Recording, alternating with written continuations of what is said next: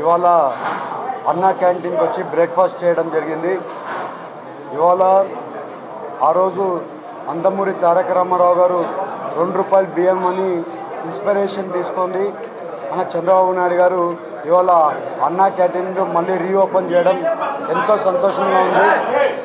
ఇవాళ అందరికి కూడా పేదోళ్ళకి కూడా ₹5కే బ్రేక్ఫాస్ట్ అయినా లంచ్ అయినా పెట్టే కార్యక్రమం ఈ అన్నా క్యాంటీన్. ఎంతో ఉపయోగం ఉంది అందరికీ కూడా. ఇవాళ మేము కూడా వచ్చి బ్రేక్ఫాస్ట్ చేయడం జరిగింది. ఇవాళ అన్నా క్యాంటీన్లు ఏలూరు పార్లమెంట్లో 5 అన్నా క్యాంటీన్లు ఉన్నాయి. అలాగే వచ్చే రోజుల్లో